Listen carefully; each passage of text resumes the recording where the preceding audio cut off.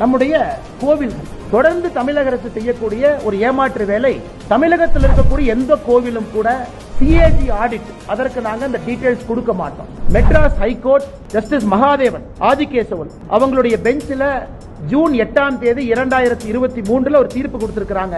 தமிழ்நாட்டில் இருக்கக்கூடிய HRNC எல்லா கோவில்களும் கூட தணிக்கைக்கு உட்படுத்தப்பட வேண்டும். எப்படி பணம் வருது, எப்படி செலவாதுன்னு மக்கள் பார்க்கணும்.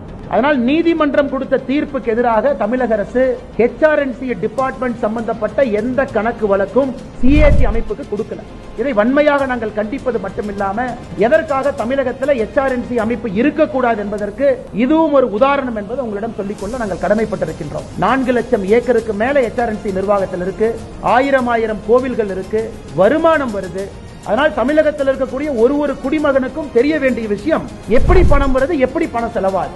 இதை மாண்புமிகு உயர்நீதிமன்றம் கொடுத்திருக்கக்கூடிய தீர்ப்புக்கு எதிராக தமிழக அரசுடைய நடவடிக்கை இருக்கு. இதற்காக பாரதிய ஜனதா கட்சி மாண்புமிகு நீதிமன்றத்தில், உயர்நீதிமன்றத்தில் contempt of court Bharatiya Janata கட்சி தமிழக அரசின் மீது நாங்கள் ஃபைல் பண்ண போறோம். குறிப்பாக HRNC ரெக்கார்ட் எதுவுமே கொடுக்காம அலக்கழிச்சு அதை ரிப்போர்ட்ல காமிச்சிருக்கிறாங்க. நாங்கள் செக்ரட்டரியை பார்த்தோம், சீஃப் செக்ரட்டரியை 3 முறை முறையிட்டோம், எங்கேயும் கூட எங்களுக்கு எதுவும் கிடைக்கல.